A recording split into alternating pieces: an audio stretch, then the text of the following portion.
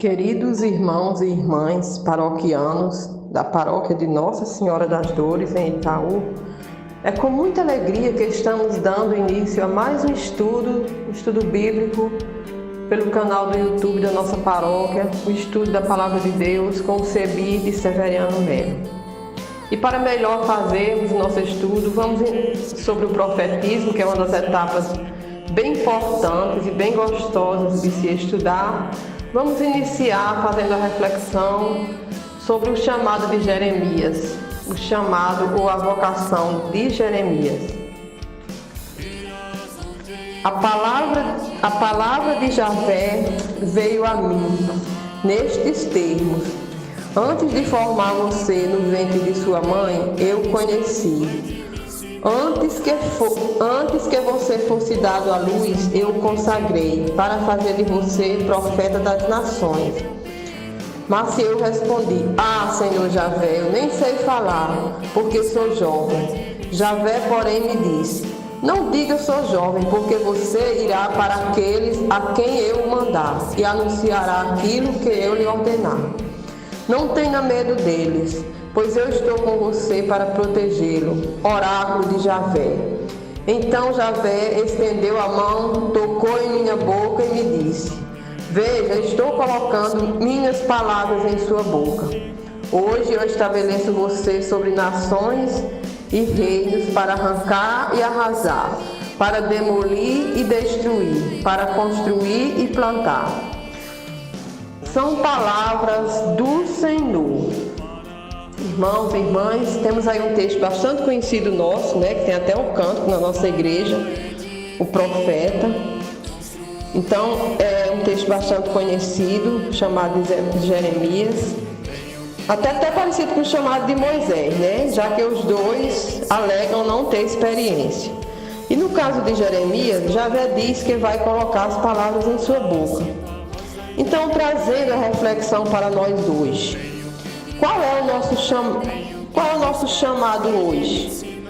Todos os dias Javé nos chama, Deus nos chama para acolhermos a sua voz, o seu chamado. Nos dias atuais, um tempo de pandemia, um tempo difícil de se falar até em profetismo, pelo momento difícil porque passa o nosso Brasil, o nosso país. Como Javé nos chamaria hoje? Qual a missão que ele gostaria que nós assumíssemos? Então fica aqui a reflexão, cada um de nós, façamos essa grande reflexão. O que estamos assumindo hoje em nossas comunidades? Qual o chamado que estamos atendendo? Um grande abraço, ficamos agora com o estudo do profetismo. Caros paroquianos e paroquianas, hoje nós vamos a mais um estudo bíblico nosso estudo de hoje é sobre o profetismo. Nós vamos estudar alguns profetas. Antes de falar do profetismo, nós vamos relembrar o encontro passado que nós finalizamos com a divisão do reino. O reino de Salomão ele foi dividido em dois reinos, o reino de Israel, que fica ao norte, e o reino de Judá. Nós temos aqui no mapa, o Roboão ficou com o reino de Judá, com 2 tribos, e Jeroboão foi proclamado o rei de Israel, com as 10 tribos. Lembrando que as tribos, elas são 12, Como nós já vimos nos estudos passados, que era os 12 filhos de Jacó. Cada um recebeu uma tribo.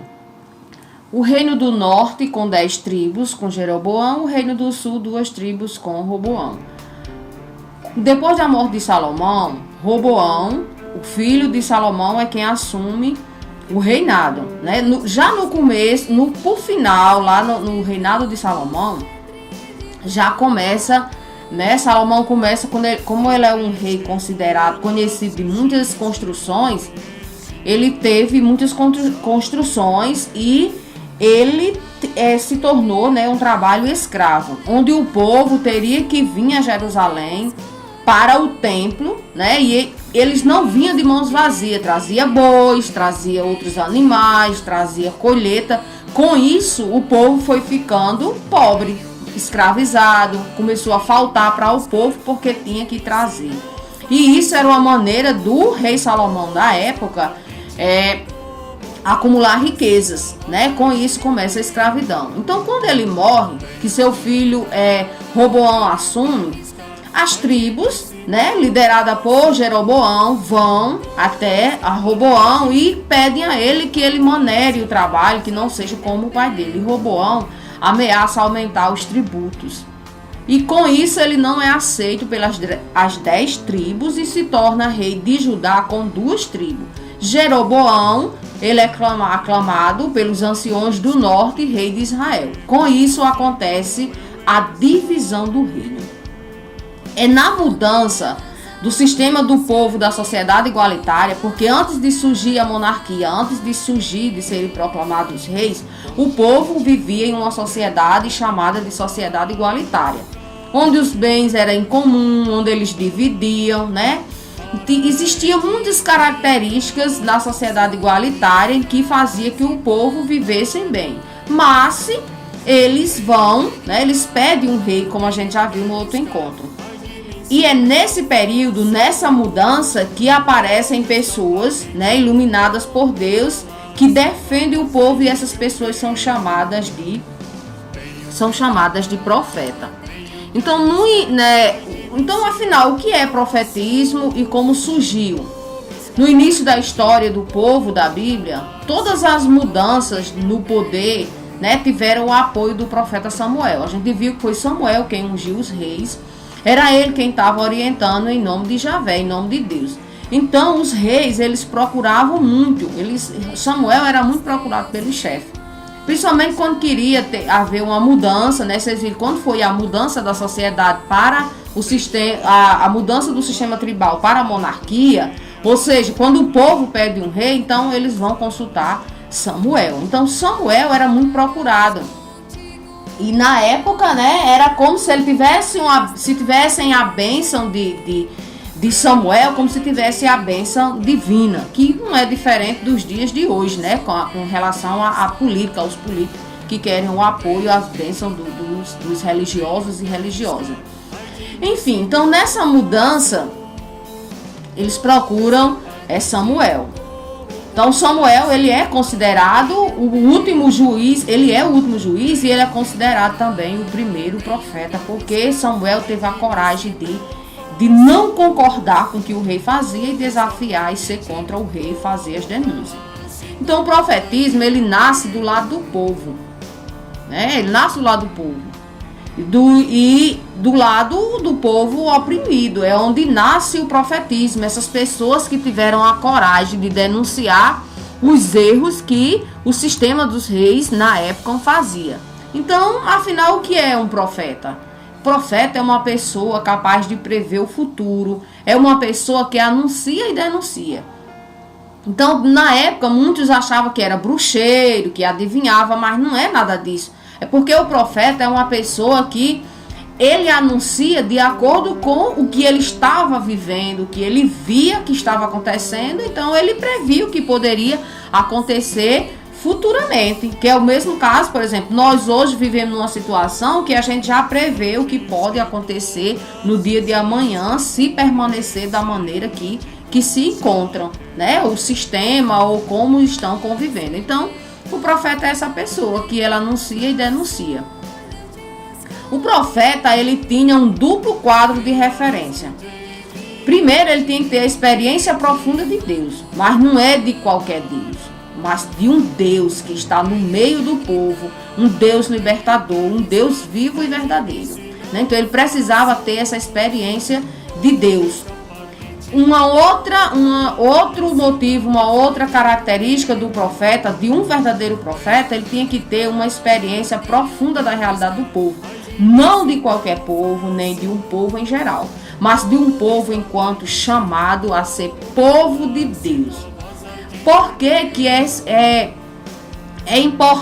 era importante essa característica para o profeta, essa referência? Porque existia falsos profetas que falavam em nome de Deus e concordava com tudo que os reis, né, na época fazia. Porque depois de Roboão e Jeroboão, com essa divisão do reino, existiam outros reis no sul, outros reis no norte, né, de Israel. E com isso ia acontecendo muitas desobediências a Deus, muita escravidão, o povo pagava pesados tributos e continuou o massacre.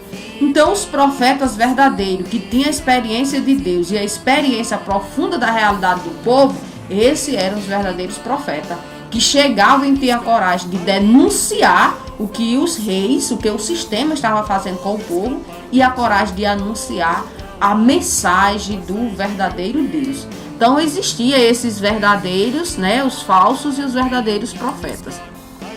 Na época, na Bíblia nós encontramos profetas maiores e profetas menores. Não significa dizer que são profetas que eram mais importantes e menos importantes. Não. Eles são chamados de profetas maiores e profetas menores devido a seus escritos. Tem uns profetas que escreveram mais, né? Teve mais escrito. E outros que foram menos. Então os profetas maiores são 4. Isaías, Jeremias, Ezequiel e Daniel. Isaías é o maior é o profeta onde tem maior registro de escrito. Isaías está dividido em 3 Isaías, né? É um livro bem extenso, mas é muito bom de se ler. Os profetas menores são 13: Baruque, Oséias, Joel, Amós, Jonas, Miqueias, Naum, Abacuque, Sofonias, Ageu, Zacarias e Malaquias. Existiu ainda também o profeta Elias e Eliseu. Só que esses 2 profetas, eles não têm escrito, por exemplo, um livro. Mas o registro da história deles está no livro dos reis, né, em outros livros, e não um livro com o nome deles, né, diferente desses outros profetas. Também havia as profetisas, né? Tinha a Miriam, a profetisa Débora, a esposa de Isaías, né? Que ela nem nome recebe, só é conhecida pela esposa do profeta Isaías. Tinha as profetisas que falava Ezequiel. Ou seja, existiam alguns profetas que eles eram anônimos, nem os nomes apareciam, né? Não aparece nos escritos.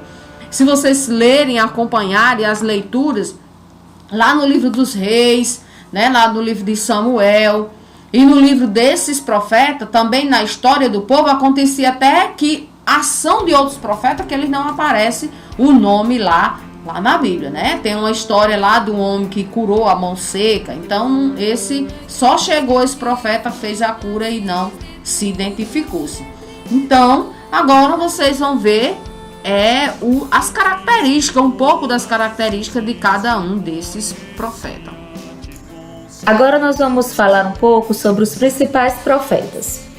Vamos conhecer um pouco sobre a história dos principais profetas da Bíblia. Nós temos como um grande profeta, né, muito conhecido, que nós já até falamos em outro estudo, é Samuel. Samuel, ele foi o último juiz e o primeiro profeta. O profeta Samuel, ele certamente é uma das figuras mais notáveis da Bíblia. Foi ele que ungiu o rei Saul, né, e comunicou essa unção publicamente para todas as pessoas. Isaías, ele era um homem influente, de elevada posição social, dotado de autoridade, inclusive tinha livre acesso à corte real. E Isaías, ele anuncia a vinda de um descendente de Davi e fala de uma época de prosperidade e paz para o mundo todo.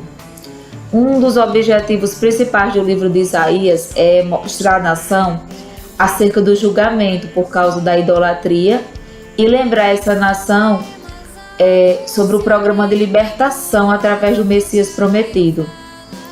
Pela forte ênfase messiânica, né, que se dá na segunda parte do livro de Isaías, a teologia divina de Isaías ela é mais extensa e profunda do que todos os outros livros do Antigo Testamento. E agora nós vamos falar um pouquinho sobre o profeta Jeremias, né?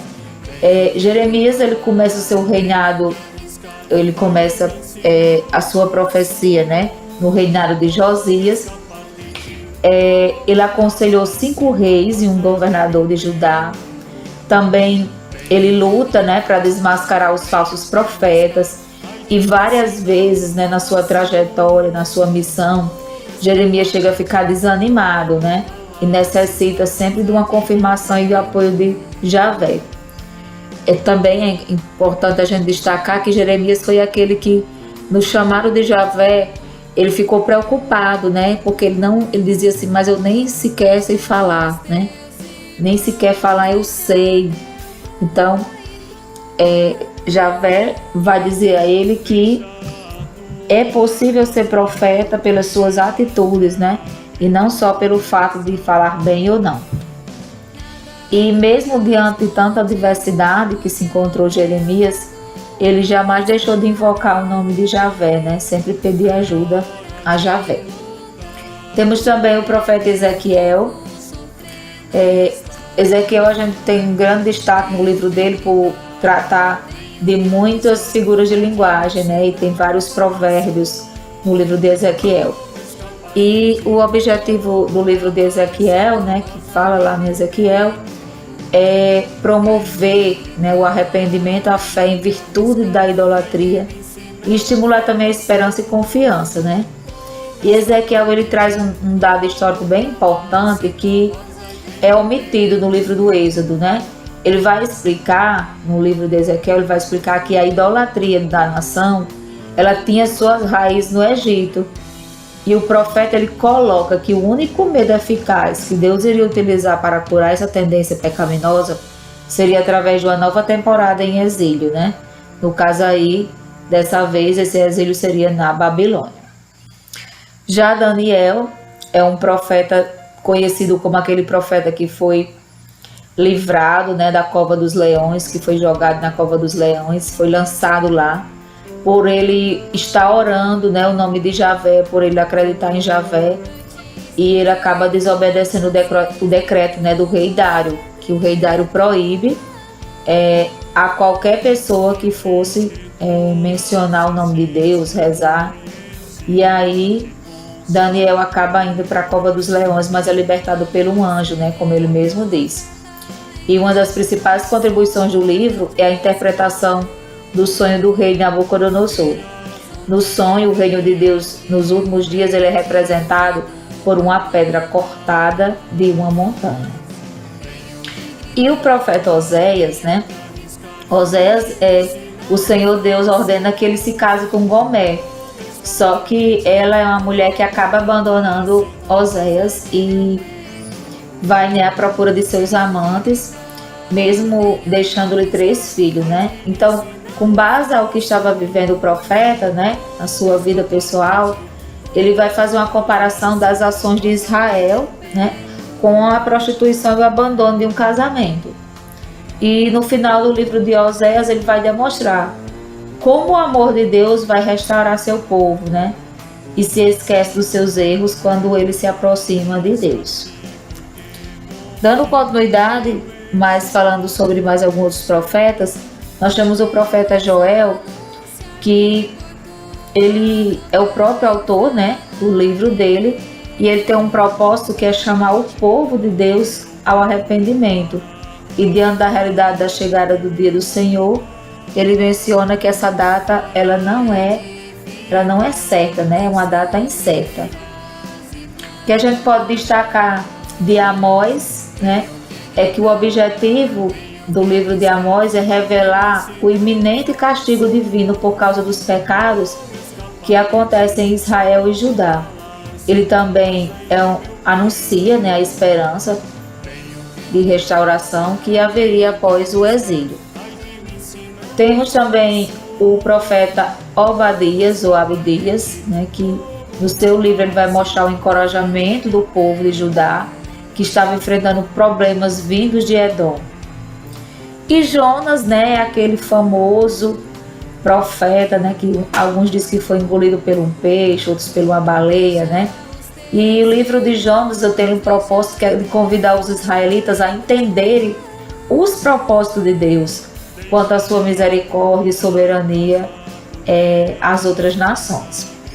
No livro de Miqueias, ele vai mostrar o anúncio dos julgamentos de Deus contra o pecado e as suas promessas de restauração após o exílio babilônico.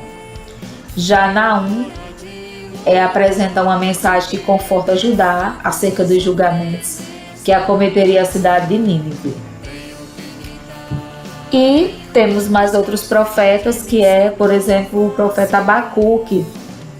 Ele tem um propósito, um objetivo, que era guiar o povo de Israel em direção à fé em Deus, durante o período terrivelmente conturbado que seguiria. Sofonias tem um objetivo, tem um propósito de convidar o povo ao arrependimento, diante da invasão babilônica, e também fortalecer a esperança de uma restauração após o período do exílio. Já Ageu, tem um propósito de incentivar a reconstrução do templo, enfatizar a esperança de grandes bênçãos para o povo de Israel depois do exílio. E Zacarias, o livro trata principalmente das bênçãos prometidas em relação à vinda do reino de Deus em sua plenitude. Malaquias traz uma mensagem que conclama a renovação da fé no período pós-exílico, com o anúncio da vinda do julgamento do Messias. E nós temos aí Eliseu e Elias, que não tem livro propriamente deles, mas eles também foram grandes profetas, Elias, ele foi um profeta conhecido por ter realizado grandes feitos em nome do Senhor. Por meio de suas profecias, ele desceu fogo no céu, choveu, tornou a viver o filho de uma viúva, entre outros feitos importantes na sua missão como profeta.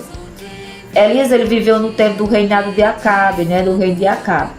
E a sua história ela está relatada na Bíblia, mais precisamente no livro do 1 Reis.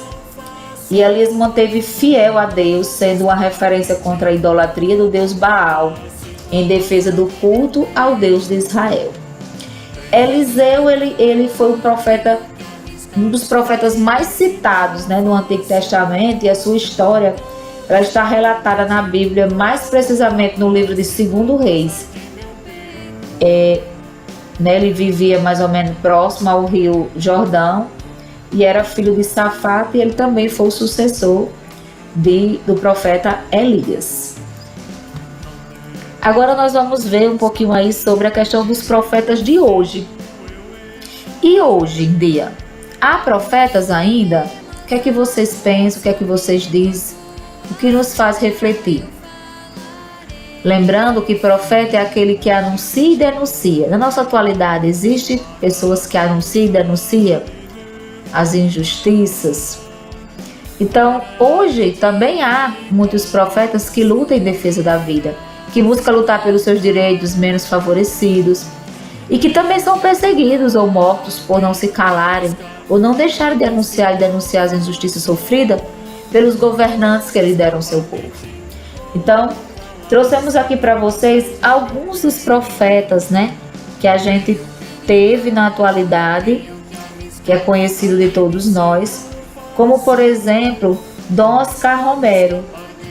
Dom Oscar Romero, ele é da cidade, ele é do país de El Salvador. E ele, no ano de 1980, ele foi fuzilado em meio aos doentes de câncer e enfermeiros, que estavam todos lá, enquanto ele estava celebrando a missa na capela do hospital. E aí, ele era um homem, um arcebispo, que ajudava muitas pessoas menos favorecidas, e ele também criticava muito o governo, que era ditador. Então, Romero, ele não era de acordo e como um acordo com aquele sistema em que as pessoas viviam de opressão. Então, por ele denunciar esse governo da época no seu país, ele acaba sendo fuzilado no momento que ele eleva a hóstia, no momento que ele está na sua missão celebrando, Ele foi muito fiel à igreja e pagou com a vida o preço de ser discípulo de Cristo, Nós temos também Madre Teresa de Calcutá, Madre Teresa de Calcutá também tem uma história muito linda, belíssima, Madre Teresa dedicou toda a sua vida aos pobres, deixou seu convento, deixou de estar junto com as suas religiosas no conforto e ela vai ficar junto dos pobres, né? Porque ela diz que vê o rosto de Deus em cada uma daquelas pessoas que ela cuidou com tanto amor, né? Dedicou-se com tanto carinho. E no ano de 1979, ela recebeu o Prêmio Nobel da Paz, né? E ela foi beatificada pela Igreja Católica em 2003 e canonizada, né, em 2016. Nós temos também uma grande profetisa mais próxima da gente, mais conhecida, que foi Irmã Lindalva, né? Ela foi vítima do feminicídio, né? Ela sofreu, né, muito na sua morte, de grande dor, de grande maldade, podemos dizer assim. Mesmo que ela tenha rejeitado seu algoz por sua fé e o voto de castidade, Irmã Lindalva foi morta por ser mulher, né? Ela foi morta porque o seu agressor, que confessou, né, o chamado Augusto Silva Peixoto, ele sentiu-se autorizado pela ideia de que ela, enquanto mulher, era sua propriedade, né? Ele acreditava que ela deveria pertencer a ele. E ele simplesmente a matou, né? E nós temos outra profetisa, que essa tem uma história belíssima, né, na nossa vida, na nossa história também de vida aqui no Brasil, que é a Irmã Dorothy, uma grande defensora da reforma agrária, né? Ela mantinha intensa agenda de diálogo com lideranças camponesas, política, religiosa, sempre procurando buscar a melhor solução para os povos sem terra, né, menos favorecidos da região da Amazônica, né? E Irmã Dorothy foi assassinada com 7 tiros aos 73 anos de idade, no dia 12 de fevereiro de 2005.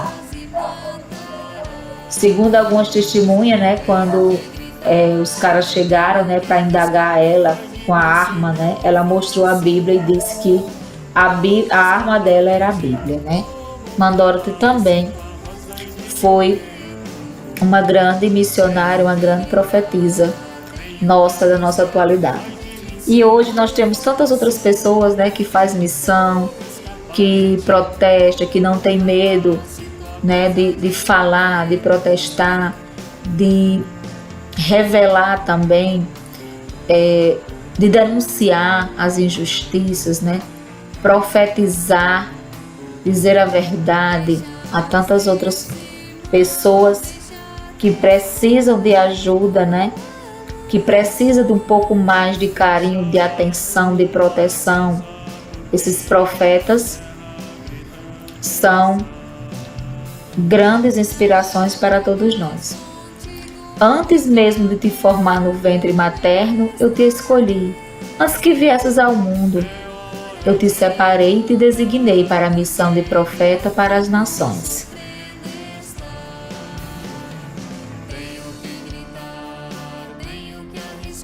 Vai de me ensinar.